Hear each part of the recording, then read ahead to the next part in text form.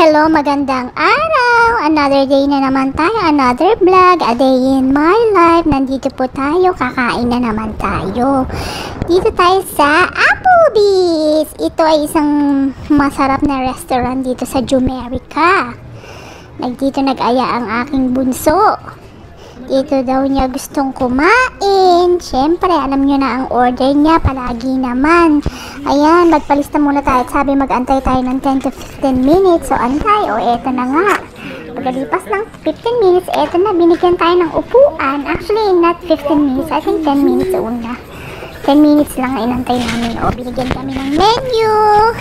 Di syempre, eto na, bubuksan na natin at matingin-tingin, pero lagi naman yun ang order ko. Syempre, paborito kong fish. O, ayan, pinapakita ko sa anak ko kung mag-order naman siya ng iba, maiba naman ang order niya. Pero syempre, bata, lagi naman ang gusto nila.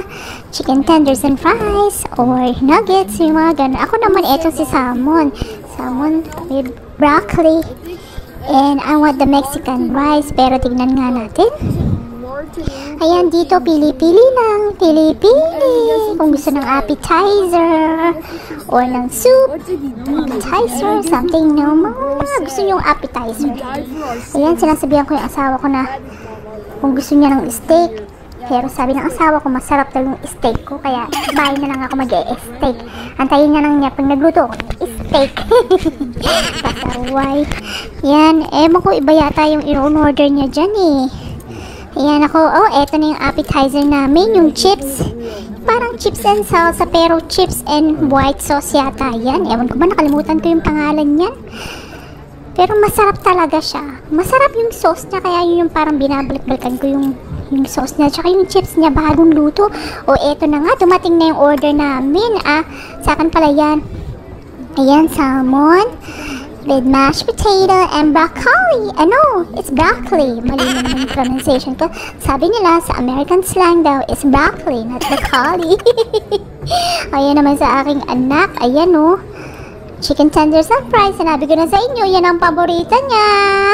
Yan talaga ang gusto niya. Wala na akong magagawa. Alam mo naman mga bata. Ayan, ang in-order ko with Mexican rice. Pero hindi nila ako binigyan ng Mexican rice. Ang nilagay nila ay mashed potato. Minsan naglolo ko yung tiyan ko dyan sa mashed potato. Naman pag hindi sana yung tiyan natin. O yan, piga-piga pa ng lemon. Para syempre, kung maalat man siya, mababalance yung lasa niya. Oh, ayan o. Sige na. Pisil-pisilin ang lemon at ilagay. Oh. Ayan, sana naman lang pinaalam nila sa akin. Wala palang Mexican rice. Oh, ayan. Sige, video-video muna ako para pan-reel. Oh, ang unang kagat ay para sa inyo. Diba? Video-video muna bago kagatin. Bago kainin. Siyempre, para may pang-upload tayo. Diba? Oh, ayan. Siyempre, kakain tayo ng gulay. Diba? Very healthy yan. Lalo na yung broccoli na yan. Ayan. Yung mga asawa ko kasi quesadilla yata yan eh.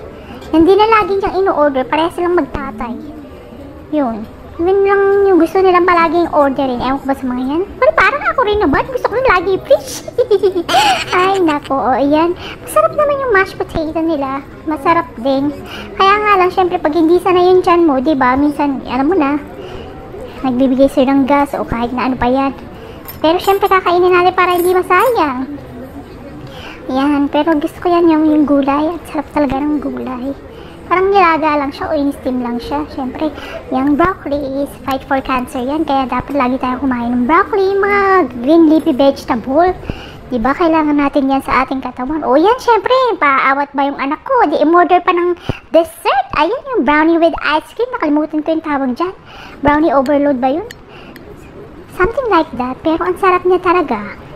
Kaming dalawa lang ng anak kumakain ng dessert eh. Yung asawa ko, yung aking Diyosawa, hindi mahilig sa dessert. O, ayan, naubos na nga. O, ayan, diba? Pero ako hindi ko naubos yung mashed potato. Kasi nga, alam mo naman, hindi gusto ng aking tummy.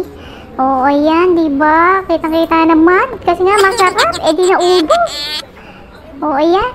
Pagbayad na. Ayan, mag-get ready na. Uuwi na tayo. Lalabas na tayo dito sa ating pintang Applebee's restaurant. O, ayan, binuksan ng anak kong pinto para sa kanyang mama. O, sabi ko sa anak ko, dahan-dahan siya sa pagbaba dito sa hagdanan at baka kasi siya'y madapa. Alam mo naman ang mga bata. Sabi ko dahan-dahan, o yan, pasayaw-sayaw pa kami mag-ina kasi busog na naman. O paano ba yan? Sa susunod ulit, paalam.